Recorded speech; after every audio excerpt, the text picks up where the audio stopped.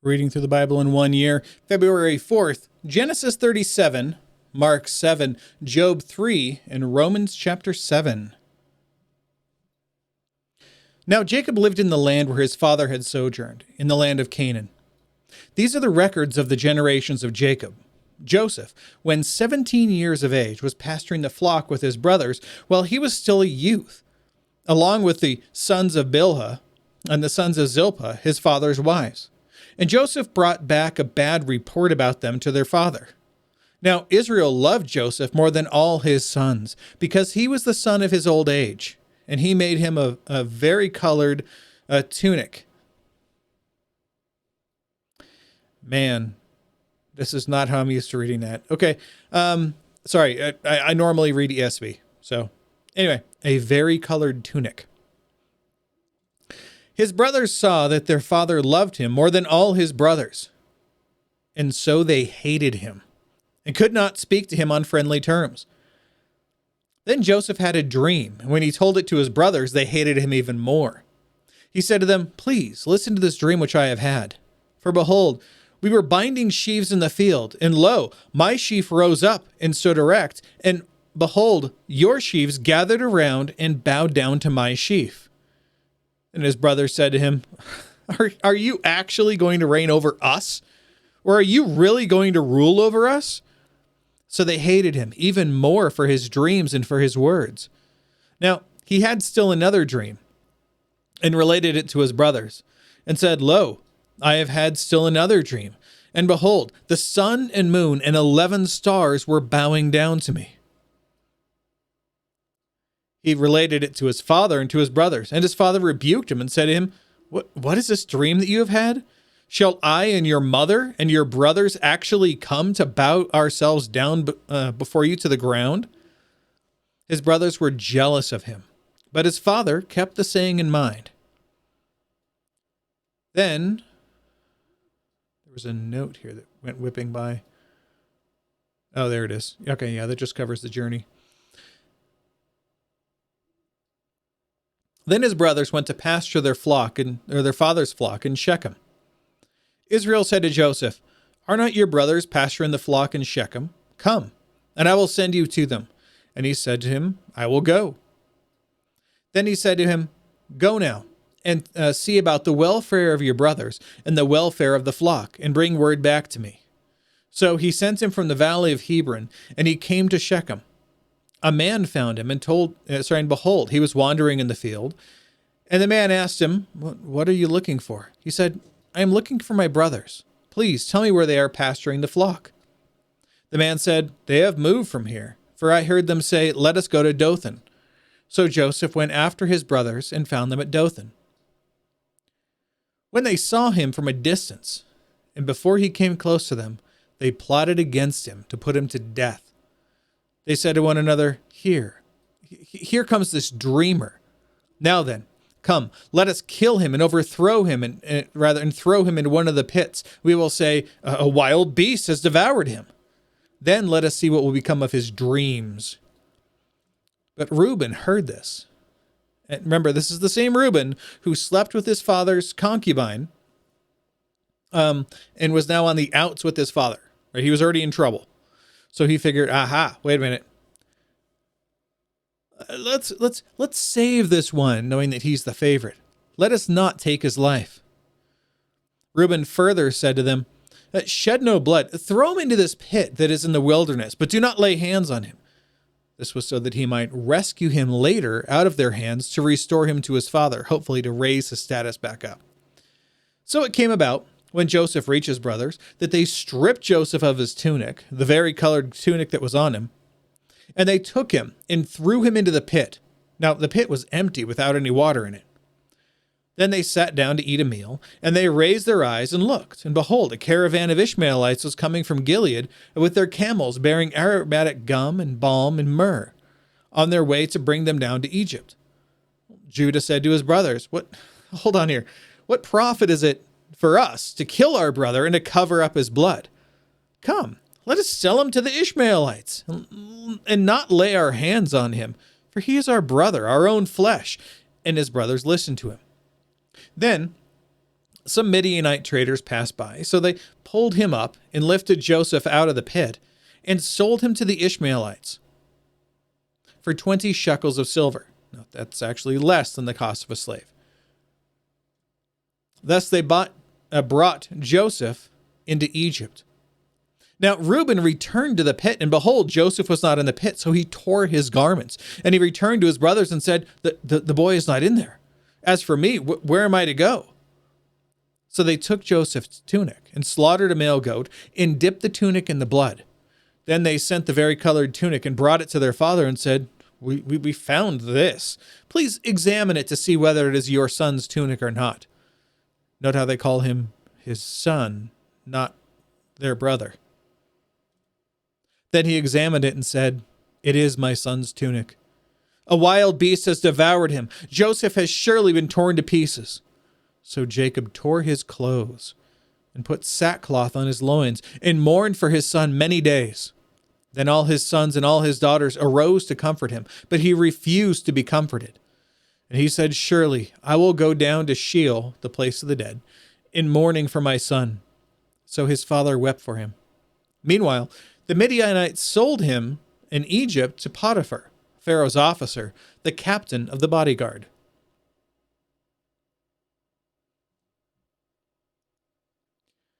Now, Mark chapter 7.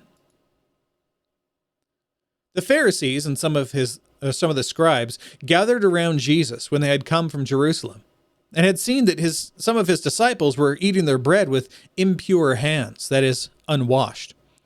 For the Pharisees and all the Jews, capital J, Jews, the ruling class of the Jews, do not eat unless they carefully wash their hands, thus observing the traditions of the elders. Not what Moses told them, nor what God told them, but this was something that they had made up for themselves. The magisterium. And when they come from the marketplace, they do not eat unless they cleanse themselves. And there are many other things which they have received in order to observe, such as the washing of cups and pitchers and copper pots. They all had to be washed a certain way and a certain number of times scrubbed in order for them to be clean, for them to eat out of them. The Pharisees and the scribes asked Jesus, why do your disciples not walk according to the tradition of the elders, but eat their bread with impure hands? Jesus said to them, rightly did Isaiah prophesy of you hypocrites. As it is written, this people honors me with their lips, but their heart is far away from me. But in vain do they worship me, teaching as doctrines the precepts of men. Neglecting the commandment of God, you hold to the tradition of men. He was also saying to them, you are experts at setting aside the commandment of God in order to keep your tradition. For Moses said, honor your father and mother, and he who speaks evil of father or mother is to be put to death. But you say, if a man says to his father or his mother, whatever I have that would help you is Corban, that is to say, given to God, you no longer permit him to do anything for his father or his mother, thus invalidating the word of God by your tradition, which you have handed down. And you do many things such as that. Now, the line here about honor your father and mother, what it means is when you were young, right, your parents took care of you. They took care of your needs. They took care of all the things that you had. They kept you in the house. They raised you up. In the same way, we as adults should care for our parents when they get old and they can't take care of themselves anymore. It's our job to bring them into the house, to take care of all of their needs, and to, protect them until they die. What was happening is these people were getting authorization from the church to take whatever money you were going to set aside for taking care of your family member. Let's say you had to add a wing to your house, right? You'd take the amount of money that you were going to pay to add that wing and probably, figure out about how much money that it would take for how long you think they were going to live and look at that money and see, how much money it's going to cost you to take care of their needs for them, right?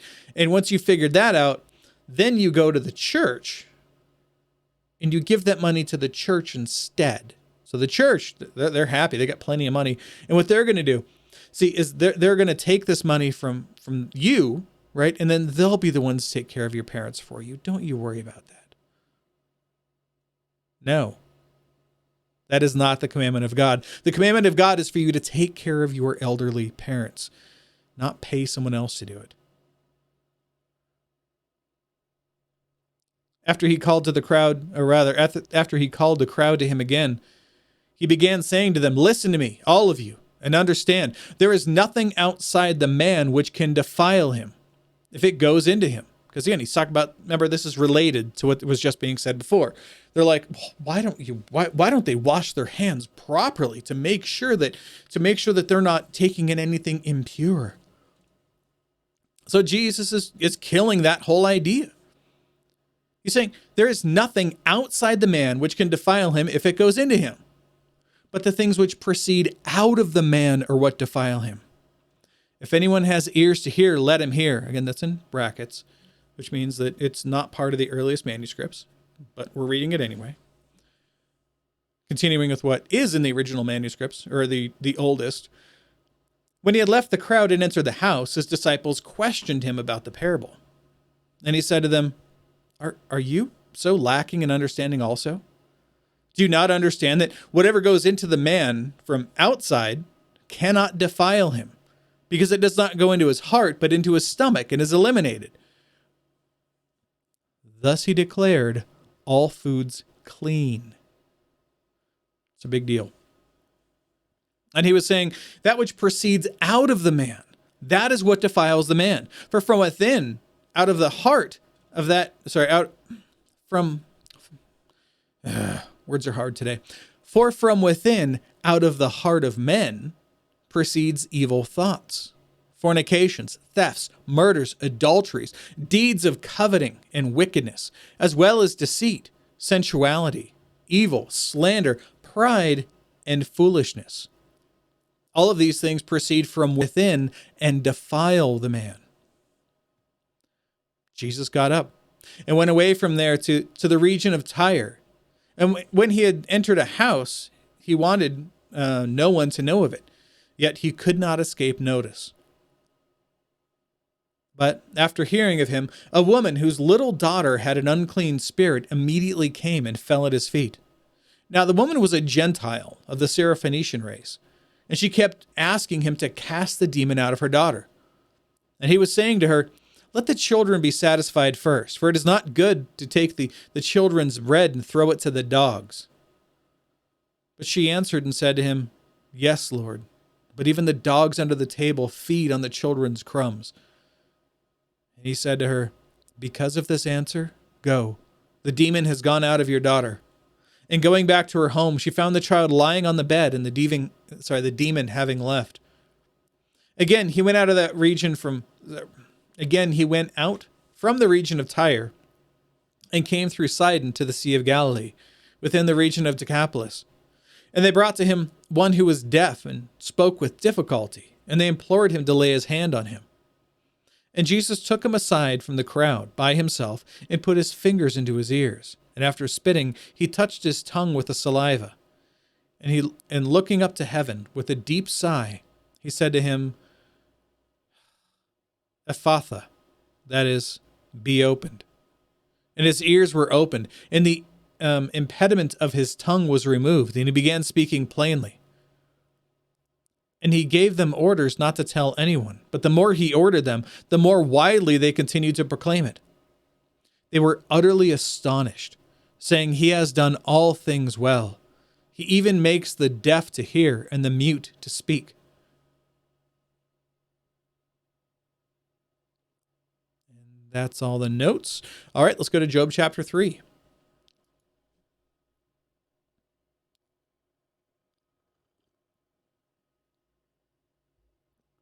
All right. So far, Satan has gone to God twice and has told him, after God pointed out Job and said, "Have you seen this guy? This guy is amazing. I love this guy." Satan keeps looking at God saying, if you take away all of his stuff, he's not going to love you anymore. So God allows Satan to take away his stuff. Quick note there. God had to allow him to do it. He couldn't do it on his own. Then, after he blessed God, having had all of his stuff, even his children removed from him, all of his source of wealth, everything he had was gone in a minute, except for the fields, which even those, all the crops were destroyed. And out of all of that, he still praised God. So Satan came by, was hanging out with God, and God said, "Have you seen my servant Job? Even what you did to him. Look at this. He's still praising me." And Satan said, "Aha, but if you harm his life, if you take away his health, if you make things just bad in general for him, he will curse you to your face." And God said, "Okay, do whatever you want. Just don't kill him." And after that happened, after he had these boils all over him and everything else happening, even his wife came up to him and said, "Just curse God and die," expecting that God would immediately strike him the minute he said anything negative against God. But he said no. What did he say? He said, "Should we expect to receive good things from God and not evil?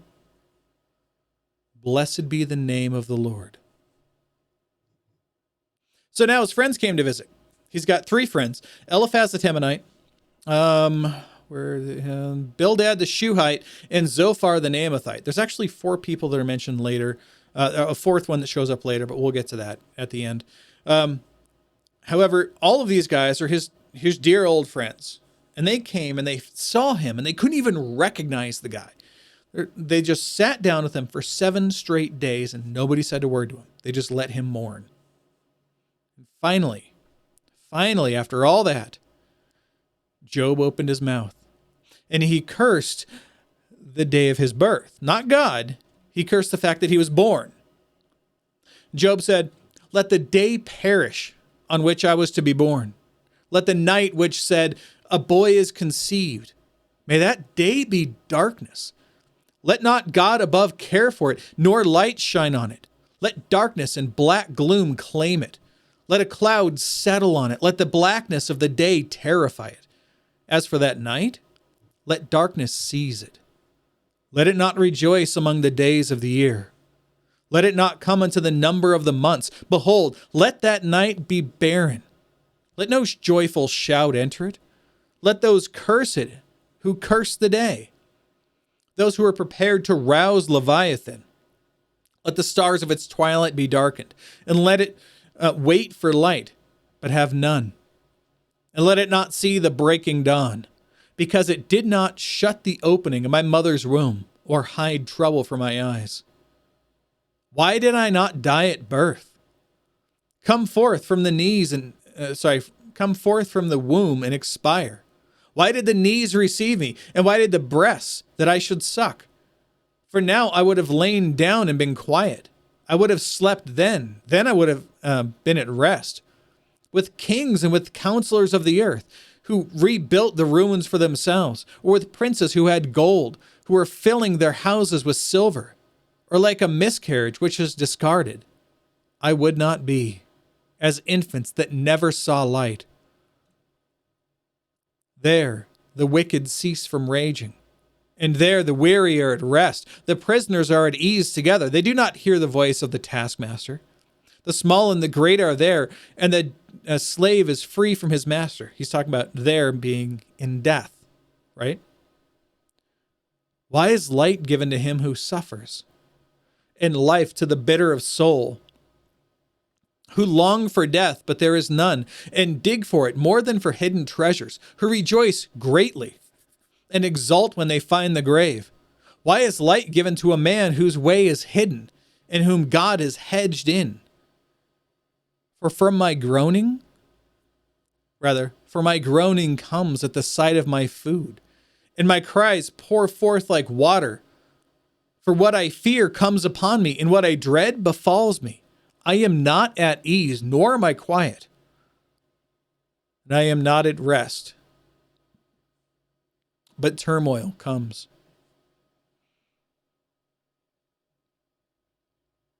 Yeah, tomorrow his friends start to respond, and you'll see that they only bring more suffering. Friends. Romans chapter 7. I love this book. I don't know if that's clear from the number of times I've already said it, but I just really love this book. Paul continues.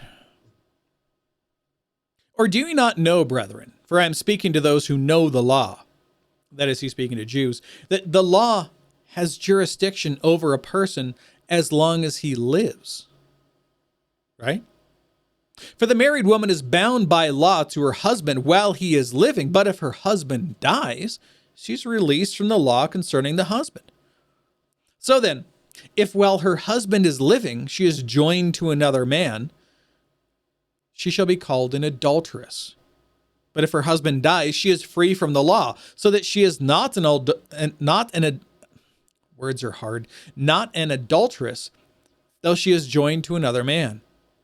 Therefore, my brethren, you also were made to die to the law through the body of Christ, so that you might be joined to another, to him who was raised from the dead, in order that we might bear fruit for God. That is the whole point of our salvation. The whole point of our salvation is so that we will do good works for God. Not that God will be happy with our good works and that he will give us extra things, or that by our doing, quote, good works, we're able to sustain our salvation. We do good works because we're Christians. We're not Christians because we do good works. All right? We're solid on that? Because I'll be explaining that again as we go.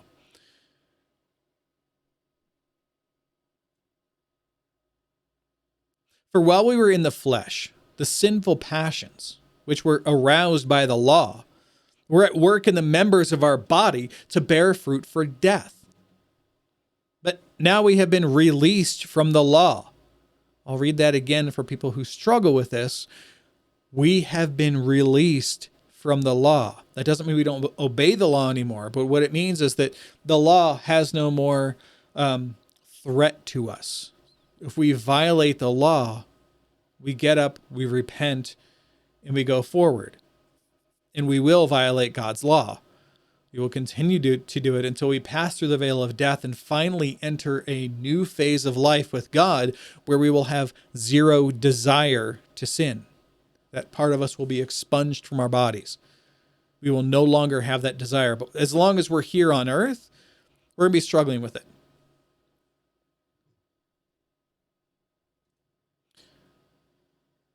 So once again, but now we have been released from the law, having died to that by which we were bound, so that we serve in newness of the Spirit and not in oldness of the letter. What shall we say then? Is the law sin? I lost my spot. That was weird. What shall we say then? Is the law sin? May it never be. On the contrary, I would have not come to know sin except through the law.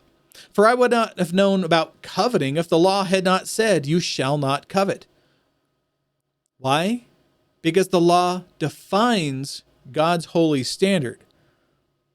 Now, in our hearts, we know what's right and wrong, but we don't have it clearly defined for us. That's why the law exists. That's the signpost that says this is how holy you have to be to get into God's holy kingdom.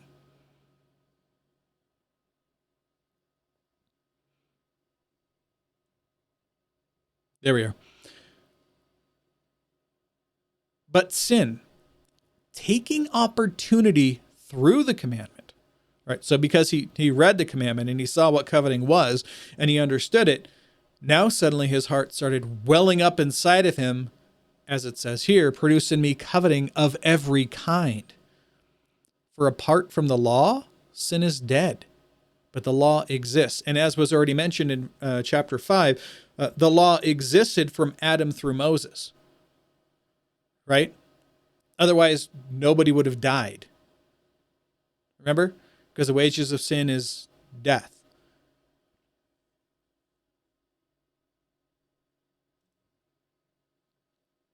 I lost my spot again. Go me. I was once alive apart from the law, but when the commandment came, sin became alive and I died. And this commandment, which was to result in life, this is what the Jews believe, that following the commandments is what gives you life, proved to result in death for me. For sin, taking up an opportunity through the commandment, deceived me, and through it, killed me. So then, the law is holy, and the commandment is holy, and righteous, and good. Therefore, did that which is good become a cause of death for me? May that never be. Rather, it was sin, in order that it might be shown to be sin by affecting my death through that which is good. So that through the commandment, sin would become utterly sinful. For we know that the law is spiritual, but I am of flesh, sold into bondage to sin. For what I am doing, I do not understand. For I am not practicing what I would like to do, but I am doing the very thing I hate. Dear Christian, if you ever struggle with sin, and if you ever get to the point where you start thinking, all I can do is sin, and all my mind is continually wanting to do is sin, and I'm constantly struggling against this sin, and I don't see any way out of it, listen to what Paul says here. Listen carefully. This is the same Paul who wrote a third of the New Testament. This is the same Paul who is chosen by Jesus directly while he was on his way to murder and imprison Christians for serving Christ. He converted him specifically so that he would be what he hated, an apostle to the Gentiles. As a good ruling class Jew, it would have killed him to see that God was going to the Gentiles instead of serving just the Israelite people. But now it is his job, the one who defended the Jewish faith almost to the death, certainly to the death of Christians. He's taking that man and making him his representative to the Gentiles. See this? This is how holy this man is. He's the one who spawned hundreds of churches throughout all of Asia. Listen carefully. For what I am doing, literally the things that he does, I do not understand. This is the war that he's fighting within himself. For I am not practicing what I would like to do, but I am doing the very thing that I hate. He had the same struggles as you. But if I do the thing I do not want to do, I agree with the law, confessing that the law is good.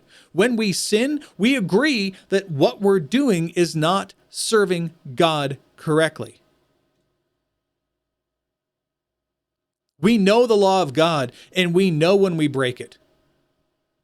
That doesn't mean that the law is sinful or wrong or broken. It means we are. So, no longer am I the one doing it, but sin, which dwells within me. For I know that nothing good dwells within me. Man, guy's got to be careful. He's going to sound like a Calvinist. That is, in my flesh. For the willing is present in me, but the doing of the good is not. What he wants to do, he knows what he should be doing, but he does exactly the opposite. This is the struggle for a Christian. This is how it works. We're not some super holy, high-minded people who only perfectly think of God all the time. Think of your favorite pastor or the most godly person you know, and know that within them, they are constantly struggling against desires to do things that they know that they shouldn't be doing. Every single one of them.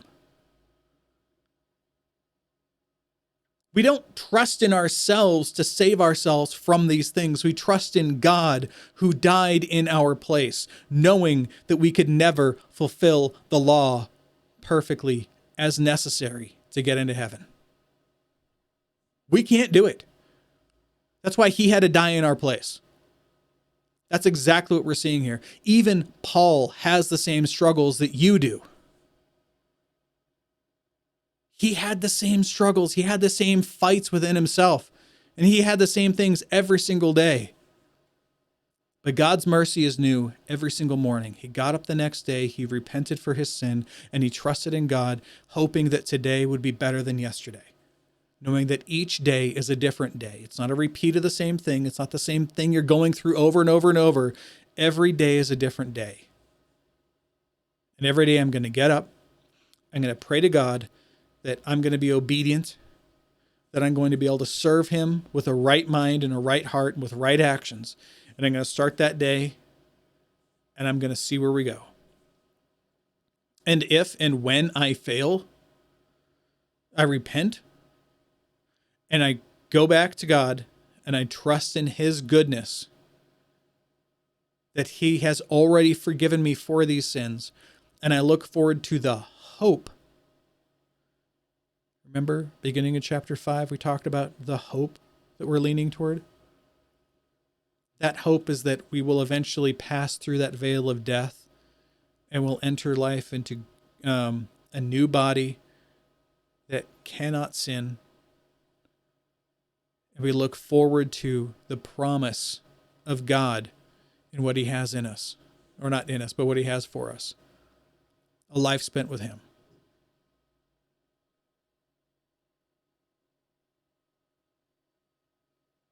I find then the principle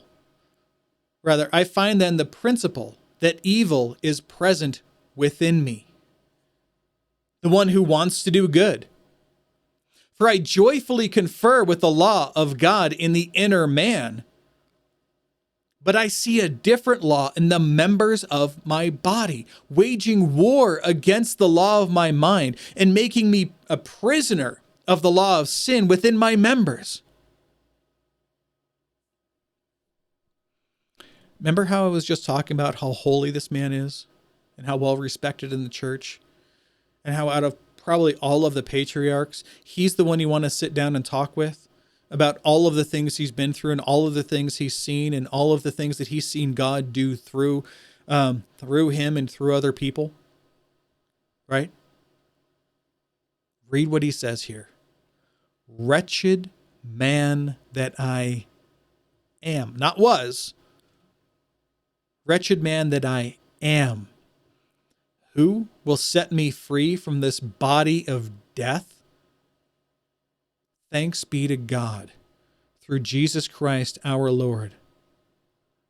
So then, on the one hand, I myself, with my mind, am serving the law of God, but on the other, with my flesh, serving the law of sin. He understands his struggle. He understands exactly where he is. But he also understands that his salvation is not bought by his own actions, by his own ability, by his own desires to be this perfect person, because he knows that he can't be that perfect person. He can only be perfect through the one who is perfect on his behalf. That's Jesus the Christ. I'm just scrolling through the notes here so you can get into those, because again, they are quite intense in this section. There we go. And that's it for today. So we'll be back tomorrow. Behold the word of the Lord.